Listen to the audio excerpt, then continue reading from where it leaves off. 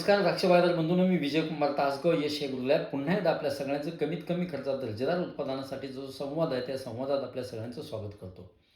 बागायतदार बंधूंनो, घडांचे देठ काळे पडणे ही समस्या यंदा खरं म्हणजे तुझी यायलाच नाही पाहिजे होती, पण अनेक बागायतदारांची ही समस्या थोडीशी जाणवते. मी पाठीमागचा व्हिडिओ ममिफिकेशन आणि नेक्रोसिस ह्या विषयावर केलेला आहे, तरीसुद्धा अनेक बागायतदारांच्या चर्चा ह्यातून येत आहेत. आपल्या व्हॉट्सअप ग्रुपला सुद्धा ह्याच्यावर बऱ्याच विवेचन होते. त्यामुळं सोशल मीडियाद्वारे, संवादाद्वारे मी आपणाशी संवाद साधण्याचा प्रयत्न करतोय. बागायतदार बंधूंनो, फरक लक्षात घ्या.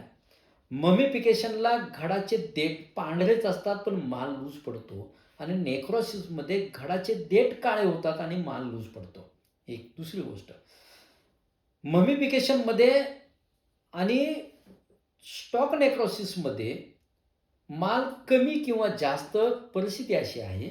माल जास्त असेल तर ममिफिकेशन होतं, माल कमी असेल तरीसुद्धा स्टॉक नेक्रोसिस बागेत येऊ शकतं.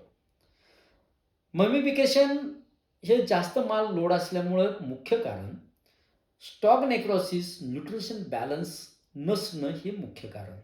त्यामुळं घडाचे देठ काळे पडत असतील तर पानदेठ परीक्षण करून घ्या. कॅल्शियम, मॅग्नेशियम, सल्फर आणि पोटॅश या 4 मात्रा अत्यंत चांगल्या पद्धतीनं मेंटेन ठेवण्याचा प्रयत्न करा. बागायतदार बंधूंनो, काम करत असताना कमीत कमी खर्चात दर्जेदार उत्पादन काढण्यासाठीच काम करा, एवढीच फक्त आपल्याला विनंती करतो. पानदेठ परीक्षण करून घेऊन हे देठ काळे का पडलेत हे बघा आणि त्याच्यावर येणारी खताची मात्रा, इथं व्हिडिओमध्ये आपल्याला त्या खताची मात्रा आपल्याला नक्की सांगता येत नाही आहे. कारण किती कॅल्शियमचं प्रमाण आहे, किती सल्फरचं आहे, किती मॅग्नेशियमचं आहे, किती पोटॅशचं आहे, इतर मात्रा कुठल्या वाढलेत का, हे सगळं बघून आपल्याला करावं लागेल. यासाठी असा जर प्रॉब्लेम असेल तर नक्की पानदेठ परीक्षण करून घ्या आणि मगच त्याच्यावरची खताची मात्रा आपण तय करून घेऊया. माझी विनंती आहे की हा व्हिडिओ जास्तीत जास्त लोकांच्यापर्यंत शेअर करण्याचा प्रयत्न करा. धन्यवाद.